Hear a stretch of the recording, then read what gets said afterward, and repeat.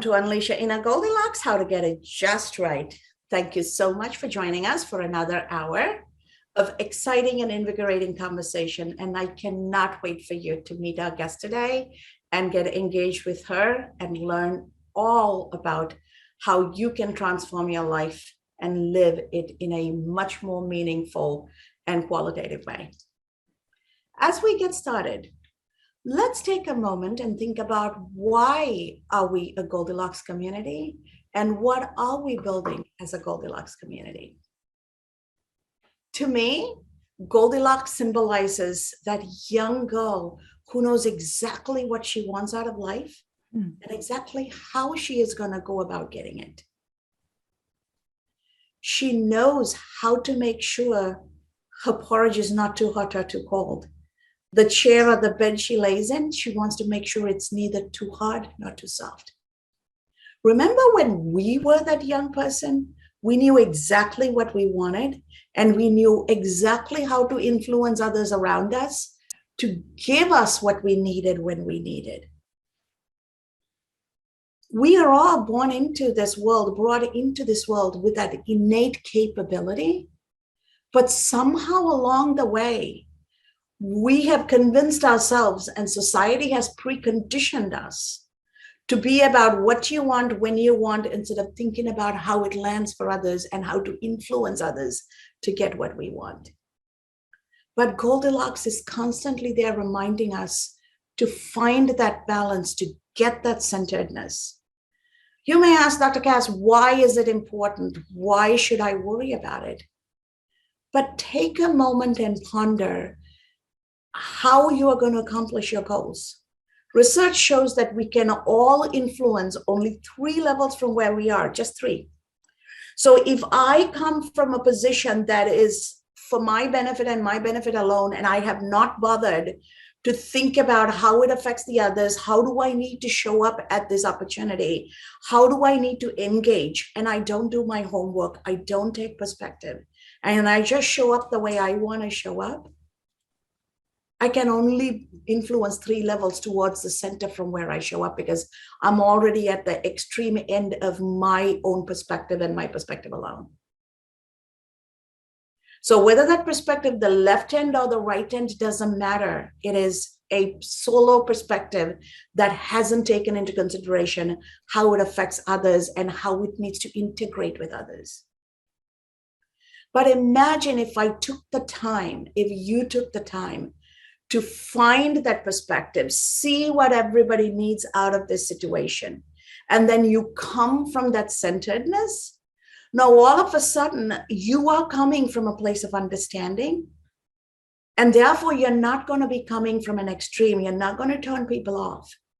And you're going to have the ability to influence 3 levels towards the right, 3 levels towards the left, and everybody else in that understanding place of centeredness. So while you can only influence 3 levels from where you are, if you do your homework and you come from centeredness and come from a place of balance and perspective taking, then you all of a sudden have magnified your position of influence to 7 degrees. Even in your most selfish pursuit, it is to your benefit then to do that background work, to come prepared, to show up with that centeredness, show up with that balance, so that you are going to be empowered to accomplish your goal.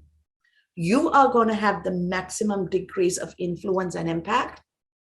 And whether you realize it or not, you're going to create shared prosperity because you are going to bring everybody else into the fold. So remember, when you show up someplace to do something and you only show up with what you want, when you want, how you want, without thinking about the others, without doing your background work about how you need to show up, you are going to be shortchanging yourself. And then when things don't succeed, don't blame the others because you didn't show up in a meaningful way. You didn't show up from a place of centeredness. Therefore, the consequences are based on our choices, right? Life is about choices and consequences. And Goldilocks is reminding us how to make a better choice so that we have better consequences. Think about your purpose. Even your purpose sits in the centeredness of what you love, what you're great at, and what the world needs. If you do what you love and you're not great at it, but the world needs it, somebody else is going to be the one delivering that service to the world. If you're great at it and the world needs it, but you don't love it, it's not going to come across authentic. And it is not going to feel real, and people will gravitate towards somebody else who does it with love and passion. Now, if you have something you love and you're great at it, but the world doesn't need it, then you can still do what you love and you can be great at it, but it is not going to drive your economic engine. So for your life to work and for your economic engine to drive and your purposeful life to thrive, you need to come from that centeredness. So the very viability of your purpose requires you to find your personal centeredness. And then from that place of centeredness, you show up in a world where you are taking perspective continuously and positioning yourself for success. As we go into today's conversation, I want us to take, as always, 3 nuggets of wisdom. Take it with you, embrace it with you, and beyond the conversation today, take it into your life and apply it. The first idea I want us to embrace is embrace the opportunity to be inspired. Don't let go of a wonderful opportunity to be inspired, because embrace it. Surround yourself with what inspires you, and that what inspires you will rejuvenate you. It will be the wellspring that keeps you flowing. Always make sure you are in a place where you're inspired. You're surrounded by things and people who inspire you, and everything else you can leave behind if it's not needed. The second idea I want you to take into life and this conversation is be open to seeing with your heart. What you choose to see shapes your life. Seeing is not just a visual exercise. If we are showing up with emotional intelligence to influence and drive impactful outcome to live our purpose, then we need to be able to see with our hearts. We need to be able to hear with our hearts. Our heart, our mind, our body, all of it is involved. It's not just a bodily function. That sight is just sight. Be able to see with your heart, because how you see in your mind, in your heart, is going to help you act accordingly. The third idea I want you to take into life and the conversation is build resiliency to rescue yourself. You do not need somebody else to come and rescue you. Your love, your happiness, your peace comes from inside of you. So does your resiliency. So be your own knight in shining armor. Courageously rescue yourself from your own inner demons, because that's where we need the rescue from. We need to be rescued from the demons inside of us. What we believe, what we think, what we tell ourselves, our self-talk. These are the things that hold us back, not anything external. So remember to rescue yourself. Have the courage to take a journey deep inside of you. And men and women, we can all be our own knight in shining armor. Embrace your role. Embrace your role to build resiliency, because you are the only one who can rescue you. So with those ideas and nuggets of wisdom, we are going to go into an enlightening conversation about healing pain and trauma with creativity. And to have this conversation, I have with me a special guest, Francois Snyder. Welcome to the episode. Let me give you a brief introduction to our special guest today so that you can get to know more about her from herself. Francois Snyder has an MA and has been a leading innovator in the field of yoga, dance therapy, creativity, resiliency, trauma, and stress management for over 40 years. She has taught at numerous universities, including Stanford University, Santa Clara University, JFK University, Antioch College, University of Phoenix, University of Colorado, Naropa University, and more. Françoise has trained teachers, therapists, and medical professionals in her field of expertise. She's been featured on television and radio, YouTube, and on several CDs and in magazines and newspaper articles, including New York Times, San Francisco Chronicles, San Jose Mercury News, Boulder Camera, Health Club Magazine, Science and Spirit Magazine, and so much more. Her book, Movement for the Mind, Dance That Awakens Inspiration, Wisdom, and Healing, offers individuals of all walks of life an opportunity to integrate their creativity physically, mentally, and spiritually, and apply it practically, both professionally and personally. Welcome our special guest to this episode, and she comes to us from the United States. Hello, Kasturi. It's great to be with you. Thank you. So why don't you take a moment and explain to folks how you got to this as a profession, because it's not something we grow up saying we're going to be. Something brought you here, and share that story and what brought you here.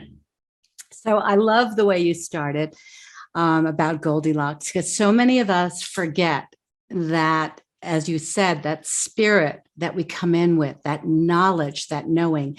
And at 5, I was born in Europe, and we came to the United States the first time when I was 3, and we went back and forth to France. And I was in New York State. And I remember at 5 knowing that I had a mission on earth, and it was to serve through my creativity. And then my childhood continued, and somehow I got lost, but I never forgot this mission. So my story starts, I was born to all Holocaust survivors, and didn't realize that, that trauma was within me and that I was carrying it, because nobody ever talked about it. And my father tried to move us back to France, but my mother divorced my father at about the age of 7, and I never saw him again until I was an adult. And my mother then married my stepfather at the age of 9, and he began to sexually abuse me from the age of 9 to 16, both emotionally and sexually. And what was extraordinary about him, and why I'm telling this story, is that he was an Auschwitz survivor. And what it launched for me is this deep inner exploration of what creates trauma, and then people through that trauma to perpetrate others. And how do some people, just the way you talked about resiliency, how do some people who go through the greatest trauma and hardship and challenge and become these great beings that serve the world? And for me, that question became a path for me, along with what I remembered, that I was here to serve through my creativity. So at 16, I became self-supporting, and I decided I was going to be a psychiatrist and serve the world and heal others through, because I went to see my first therapist. And then I was always an artist. I always engaged in the arts. I just loved them and nature. And I had this very deep spiritual knowledge. I started doing yoga at 16, and I started reading palms at the age of 9.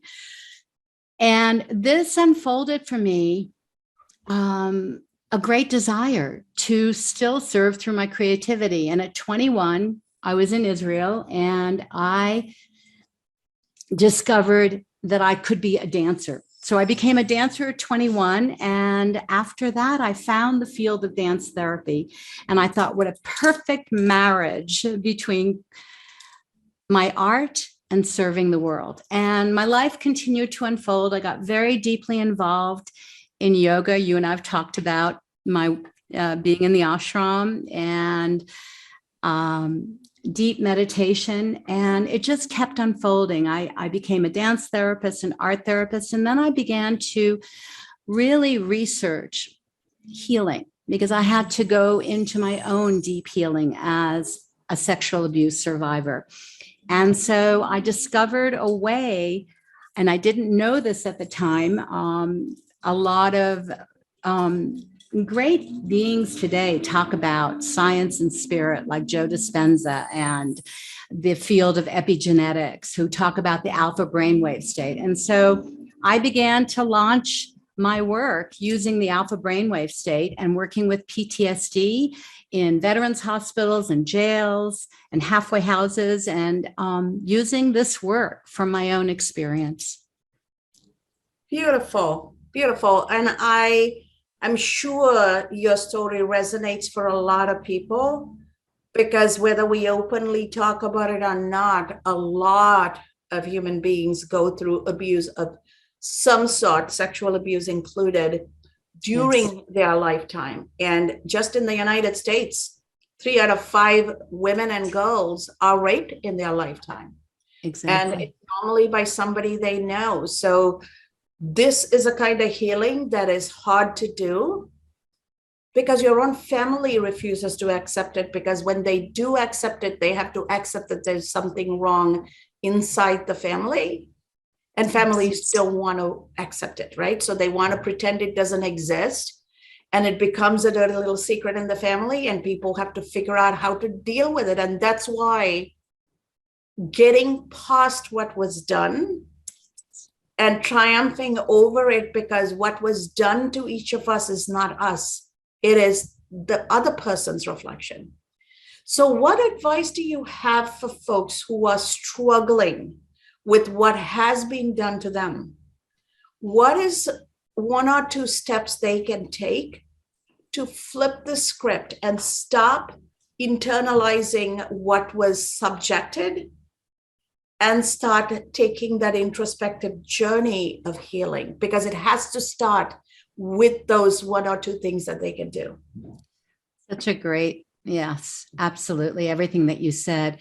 So one of the things, I have a 4-step process that I call the 4 keys to resiliency. And the first is to acknowledge whatever has occurred. And we all have a story. And sometimes the story starts, even before we're born. It comes from our lineage, and we carry it, those of us that are empathic and that are very sensitive. And I think finally in the world, we're being able to acknowledge that many of us are sensitives and, lead with our heart, but then we close our heart. So, and you said all of that. So the first thing is to acknowledge your story. And then the second thing, and this is what is so difficult in our society in the West, is to feel the darkness, to feel the wound, but it's not to indulge it. And what I have found is when we work with the alpha brainwave state, we're working with the nonverbal. The alpha brainwave state is a slower vibration of the brain, where we're much more in the right brain. We're much more in that creative state, and the way we were when we were kiddos, like the inner Goldilocks of us. And so we need to use something that allows us to express not only the positive in our life, but the darkness, the shadow, the things that we've stuffed inside our body. And that's what I've really noticed, is the body does not lie. The body holds many of our feelings. We think that we can talk about our feelings, but it's about expressing them. So what is important is to have a safe place, whether you're writing or drawing or moving these feelings, and then you can heal. And what I call the 4th step, to reveal your true nature, which is, as you said, Kasturi, we are not our story. We are not what has happened to us. What happens as kiddos or even adults is we create beliefs around what has happened, and that's what needs to be transformed.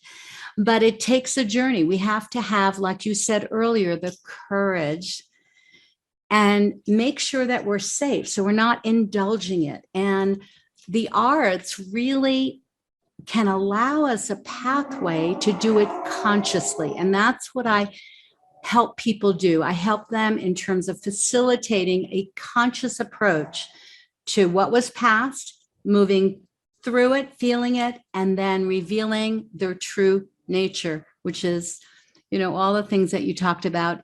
But everybody's unique. So I help them find their snowflake, their unique quality.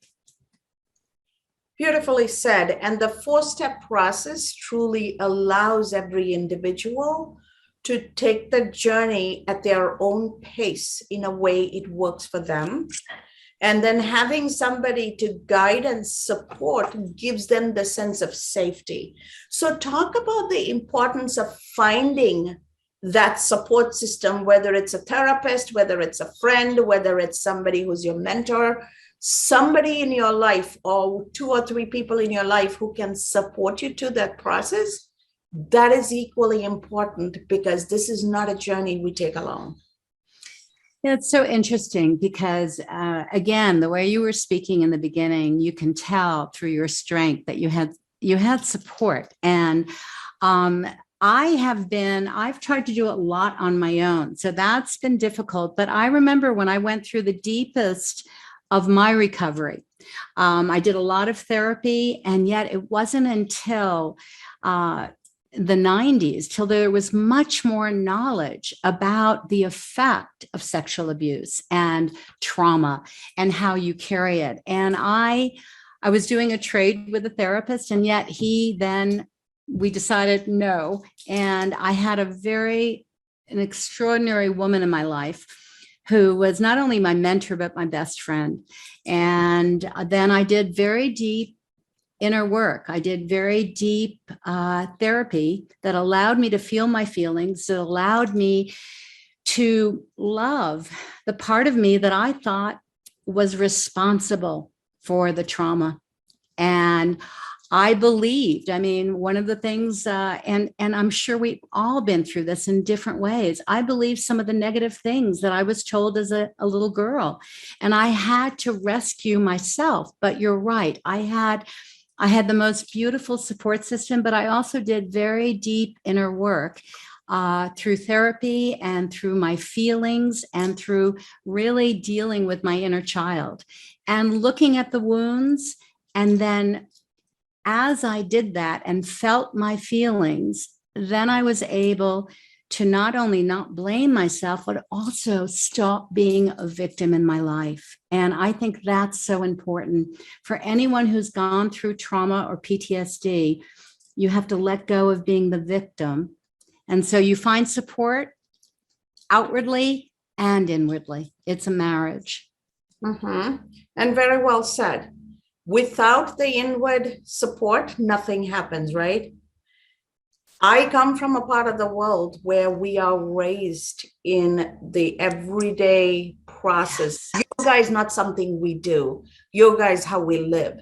Meditation Yes. is not something we do. It's how we live, right? Even when we sit down to eat, we sit in a lotus position, we eat on a banana leaf with our hands. Everything is actual human engagement and with all our senses involved. Eating is not from a fork or a spoon to the mouth activity. Visually see the colors and the vibrancy and how it's served. We smell the aroma of all the spices and everything that goes into the food. And spices not hot. Spices are savory and sweet as well. And then we eat with our hands because the sense of touch is therapeutic. The Western world, the sense of touch is so absent in all our activities. People feel very tight and isolated. In the East, everything is through touch. We eat through touch. Everything we do with our hands. We cut our vegetables with our hands. We don't use machines, right? So because we are constantly in touch, literally in touch with everything that sustains us, we engage in our life very differently, and healing happens through touch. People forget that touch is necessary for healing. Just the act of cooking and eating and engaging with our hands are healing, right? So when we come from that part of the culture, we don't need a therapist. In fact, we don't have therapists. I grew up in the middle of a bloody war, just like you're seeing Ukraine today. That was my entire childhood. Left the home, left the family, left the country, left the parents, raised siblings alone. All of that was possible because yoga, meditation, the music, the art, the writing, the healing from inside was a part of life. It was not something separate and apart that we had to learn. So when I look at the Eastern, the Hindu traditional way of life, and living by serving and living by giving, because the name of Hinduism is Jannah Dharma, that means duty to humankind. And that is our duty to God. Duty to man is duty to God is the fundamental premise. And when we embrace life that way, and we serve even when we are not being taken care of, it opens up doors for other people to come and step in. I remember those who rallied around me and supported me when I was a refugee child in a foreign country were the cleaning ladies and the maids and the chauffeurs and the invisible people of that society. But are we able to allow ourselves to be embraced by what the world considers invisible so that we ourselves can become visible? To me, that is the key. Can you talk to it? Because there's a huge disconnect in that area between the East and the West. Yes. Oh my goodness. You've brought up so many things. What you've really lit up is that your culture, the way you were brought up, and I did a little bit in Europe, but when we came to America, it was a totally different thing. But you talk about integration. And that is one of the things when I teach educators, I talk about, and you talked about in the beginning, balance, integration, self-expression, and connectedness. And self-expression and connectedness, I borrow from Joseph Campbell, who was a great social anthropologist at the end of the 20th century. But that whole sense in America, everything is separate. Our spirituality only happens on Sunday when we go to church or Saturday when we go to temple. We, like you said, we don't use our hands when we cook. We use machines. We're completely separate. Most women in America are afraid to eat because, if they're live in California or they live in New York, certain of them are, and many girls are taught that if you eat anything, you could get heavy. And so we have this disconnect to everything. And it's so important to bring what you're talking about into our lives in an integrated way. And that's one of the things that I do when I do my work with movement is I help people feel their entire senses. So, and it's nonverbal, so that as you said, the tactile, the visual, a lot of it is with the eyes closed. So you hear the music, you feel it, you start moving, you use everything, and all of a sudden the mind gets quiet and you're experiencing who you are, just the way you were brought up. And it's an interesting, today now we're getting more and more information about the quantum field and I always talk about the great yogis and how they were the first, they were the first quantum scientists. They understood that we were all connected by energy and that everything was connected. And yet they also understood our individuality and uniqueness because they created so many different paths of yoga for different beings. So it's, we're lucky today in that we are blending Eastern and Western medicine, Eastern and Western thought. But what you're talking about is still so vital. Mm-hmm. How do we integrate all the senses, and especially since COVID? Because for me, I came back, I had been a gypsy for a couple of years. I traveled to the sea and I was in Europe. And then I finally came back to Colorado before COVID hit. And I found that all the relationships I came back for seemed to dissolve before COVID. And then I found myself so isolated and fearful. And I gave all of my inner knowing over to the fear of the world. And I think that we all do that at different times. So what you're talking about now, about integrating our senses and connecting to each other again, is vital, especially to what's going on in the world, and understanding that there are times of darkness, and really asking the question, how do we navigate when it's dark? How do we navigate through our own wounds and even in the wounds of the world that we live in, and find that joy, because it is our birthright? Absolutely. And it's the human quest to be happy. Mm-hmm. That's all we're trying to do. Regardless of how each of us define happiness to be different, every human life is on the quest to being happy. And so as we take this journey, one of the thoughts that come to my mind, you brought in Joseph Campbell. Love Joseph Campbell, love how he talks about the spirituality, and he is very good at taking the Hindu concept and bringing it to the Western world.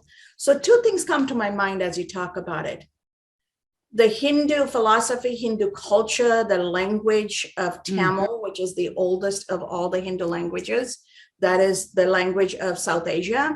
It's more than 5,000-6,000 years old. But it's still spoken today. We all learn in it, we read in it. So those of us who are familiar with the language have access to so much more information. But people who speak the Western languages and English, their history is at best 2,000, 3,000 years old. So what you don't get exposed to, you believe doesn't exist, right? Exactly. So and language is culture.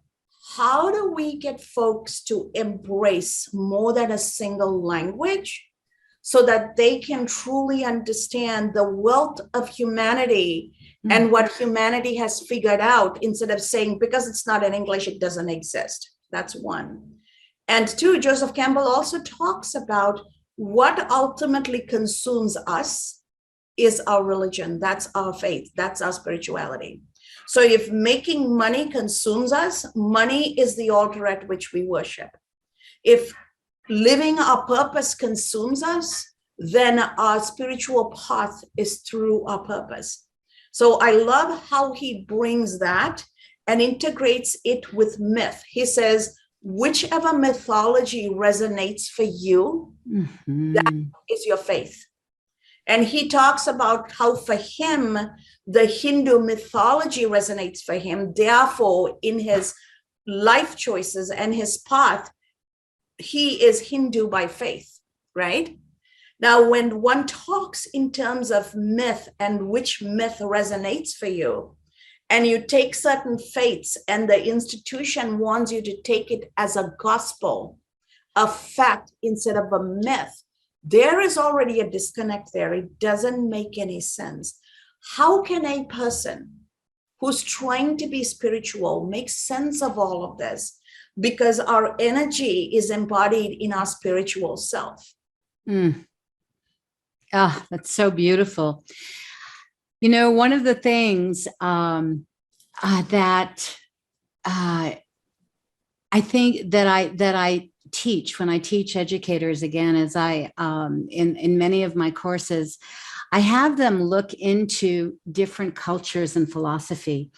And I used to teach a course called Ancient Wisdom Through Modern Times. And I think it really is important for all of us to look at what is the alignment between ancient cultures, and we'll find unique ways, but then we also can find the thread, you know, that golden thread that comes through all cultures, that understanding that we're unique and we are all connected. And that's so important. So I had a thought form and it just went, but I'll find it again. But it is, Joseph Campbell talked about how in our culture, we are so devoid of mythology and so devoid of symbology. And so I remember him saying that it's the reason our kiddos are in gangs and why they do piercings and why they do tattoos. And now you see the young ones with so many of that. It's because they're desperately trying to find that place to connect and their uniqueness. And so I think it behooves each one of us to look at what are we attracted to and how can we go deeper than the dogma. So one of the things I had a discussion with someone who said that all religion dictates. And I said, no, that's not true. I said, I believe that dogma dictates and ritual invokes experience. And so for me, the Hindu culture and my master was a Kashmir Shaivite. And so he had all these rituals. And it to me, it was so enriching because it invoked for me the direct experience of truth. And so what I would say to your listeners and to people all over the world is keep going deeper. Keep looking at other cultures and see what resonates for you deeply, not just from the mind, but from the heart, from your body, from your senses. And you know when people are telling you the truth and when they're just, telling a tale. Very much so. Very much so. Oh. And to me, the difference is faith and spirituality are internal, not dictated by a man-made institution. Mm-mm. When there is a man-made institution, and I literally mean man as opposed to a woman, all religious institutions that are institutionalized are run by men. And so a male-run institution automatically puts a gendered bias, gender difference, gender subservience. And Hindu faith is not an organized religion. It doesn't have an institution. And the principle is Jannah Dharma. That means duty to man is duty to God, and go forth and do your duty to mankind. And in that duty, you will find the godliness. And in the soul of every being, every creature lives God. That's why we greet each other this way, right? It literally means that I see the love, light, and wisdom inside of you. And at the point of my light, this light in my soul, recognizing the light in your soul, we are one. So we're raised not to see the difference. We're raised to see the similarity. The outer wrapping doesn't matter. We are all made of energy, and we have borrowed this body. And that's why we believe in reincarnation. Death is the soul, the energy leaving the body. And we embrace physics, right? Energy can neither be created nor destroyed. It can only transform. Hinduism understood that before the advent of modern science, because we believed that at death, the soul moves on to another place and another place. So the energy continues to transform. And the energy brings the experiences it has had when it enters this body. So everything is connected. We are connected beyond, above and beyond this body, this world in which we live within this body. And so when you believe in something larger than the physical, larger than the material, one tends to engage very differently. How can we help people? And the Western world believed in the same thing. Yes. Before Christianity. If you go back to Immanuel Kant and Plato and Aristotle, they all exactly the same way. So the modern Western way of talking and thinking happened post Jesus Christ, right? And it was not something Jesus said, but it's what the institutions have created post Jesus' life. Because Jesus himself was from Asia, right? He was not from the West. He was a mystic. He was a mystic. Yes. So when we have all these dogmas and rules placed upon us, and we are being told if you don't live this way, you're going to hell, and there is a punitive fear factor involved, how does one then let go of the fear? Because your entire existence, if you're a good Christian, you're supposed to be fearful, but your soul cannot be free if you're trapped in fear. So they're contrary to one another. So I think there are two things here. I always, because for me, I was brought up Jewish, but I, at 21, went to Israel, and I found that I had been kosher all my life, so I had never eaten pork. And the first thing I lived in, I went to a kibbutz, which was a great desire of mine to live in this community. And they had me work with pigs. And I went, what? I'm not doing it. And it had nothing to do with that, but I found that there was a hypocrisy. And so I began to search for a universal truth that did not divide people, that did not say that you're special and you're not, but that allowed, again, that unity, because I knew that was true.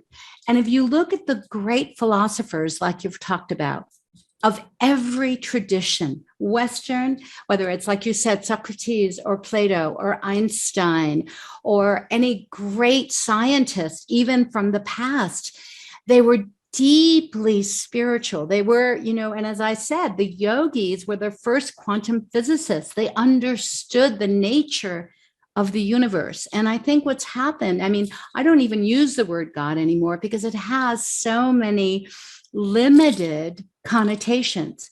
However, I went somewhere yesterday and she introduced herself as a missionary, and she went everywhere, helping others through Catholicism. And I think for some people, they need the structure of religion, and that's okay. However, let us not use that to divide us. Let's use it to include all of us, having different ways of expressing our truth. And I think our materialism in the United States has created so many atheists and so many people that believe in nothing. And that has also divided us. So I don't think there's one way to truth, but it all leads to the same place. I'm always saying, yoga is like climbing Mount Everest, but there are many pathways to the summit. And so, I would invite everyone to find their summit, like you said, and to find ways of engaging all of our senses, all of our creativity in a conscious way. And, in that way, hopefully we'll come together as a planet where we respect our differences, but know that we're one humanity. Very much so. And if we don't do that, imagine if we claim we had a garden, but we only had one plant and one flower and the same color, we will not have a garden. It will be boring, and it will last through all seasons, right? So the very existence of a garden requires variety, seasonality, different shapes of leaves and flowers, and different maintenance requirements, different climate resiliency capabilities, so that we have a garden all year through. So Mother Nature is reminding us what we need to barely exist and thrive. And I found it interesting, you brought up the fact that, we have a lot of atheists in the United States. Joseph Campbell says that there are no atheists, because what ultimately consumes you is your faith, that is your religion. So if you're consumed by doing good, but you're not subscribing to a religious institution, you're still spiritual. Yes. So yes. I always tell people, I'm not a religious person, I'm a spiritual person. I can go to any place of worship and say my prayers and engage in their rituals because my faith, Hinduism, doesn't prevent me from embracing others, because by embracing somebody else, I don't make my faith any less than. Just because I love one friend doesn't make my other friends less important, right? So it's not one or the other. So I love how Joseph Campbell explains that. And I also want to just say, English is such a limiting language. You speak your native tongue, right? And the language is far more flexible and far deeper in meaning. In my language, God is called cuttable. If what that means is something that is contained within everything and yet beyond everything. That is the meaning of the word cuttable. Kadandam ulle irpai. That means you're contained within everything and yet beyond everything else. So when you understand the presence of God in that meaningful way, you're not getting boxed, because you know the bundle of energy, the spirituality that is guiding you is inside everything around us, but is also beyond everything. Exactly. Yeah, and so I think language determines how we engage. I always tell English only speakers, please learn another language. Even the word love has only one word. There's a difference between how you love your parents, how you love your neighbors, how you love your pet, how do you love your children, how do you love your partner, right? If you don't have different words, chances are you're going to get them all confused, and chances are you're going to cross boundaries because you don't have definitions. So one of the things that this reminds me of, and why I am so adamant when I do my work, is to use other methods of communication. So when I was teaching at Antioch University, I worked with MFAs, people that were getting their counseling license and were going to be marriage and family counselors. And I would work with couples non-verbally through movement. And one of the things that I loved that Martha Graham, who was one of the first great, other than I was going to talk about Irma Duncan as well. And I want to bring in both those stories, Irma Duncan and Martha Graham. So Martha Graham said, a great modern dancer, she said, the body never lies. And Irma Duncan was one of the disciples of Isadora Duncan, who was one of the first modern dancers as well in the early 1900s. And I remember having the privilege when I was taking my master's degree at Mills College in Oakland of being with Irma. And I asked her, well, what do you think about dance therapy? You know, because dance therapy was a baby then. They only had probably 500 people all over the world that were therapists. And she said, you know, Isadora would have said, if all children danced, no one would need therapy. Very much so. Very much so. So in my part of the world, part of our education is we're introduced to music, dancing, among other creative outlets. Boys and girls, everybody is taught Western and Eastern dancing. We're all taught Western and Eastern music. It is part of how look at the animals, the birds, everybody dances. Yes. Or sings. Yes. That's a universal expression of joy. Absolutely. And what I wanted to bring back was your whole understanding of language, because it's so brilliant. And so, you know, we can speak not only using the beta brainwave, which is, you know, speaking English or speaking our tongue, but we can work with different ways of communicating. And for me, I have always loved listening to chanting in the ancient languages, like in Sanskrit or even Hebrew. It takes me to another level. And I always tell my students, you know, listen to monks chanting with your eyes closed, and all kinds of experiences will happen to you because your intellectual mind stops. And that's what I think we really need to bring back, Kasturi, is all these different forms that connect us deeply, like you said in the beginning, to our knowing, to our heart, and that allow us then to journey away from our shadow and wounds and darkness to who we are, and to allow that journey to be there. Even when we have to walk. I remember I walked on coals with Tony Robbins, and it was really interesting because I was a dancer, and I had to go walk on red hot coals, and I said, no way, I'm not doing this. I'm going to burn my little feet, and that's my source of movement. But I did it, and I did it by moving into this inner place. So, it's important. And yet, sometimes we have to walk on hot coals in our life. And so again, how do we do that? And how do we navigate that? And where do we find the resources to be able to do that? And then find our joy again and spread our light. Yes. So as we bring this conversation to an end, I want you to take just 30 seconds and tell the audience how they can reach you so that they can get in touch with you, connect with you, and continue the conversation directly. Thank you. So I have a website, www.bodymindDynamics.org. And it's BODYMINDDYNAMICS.org.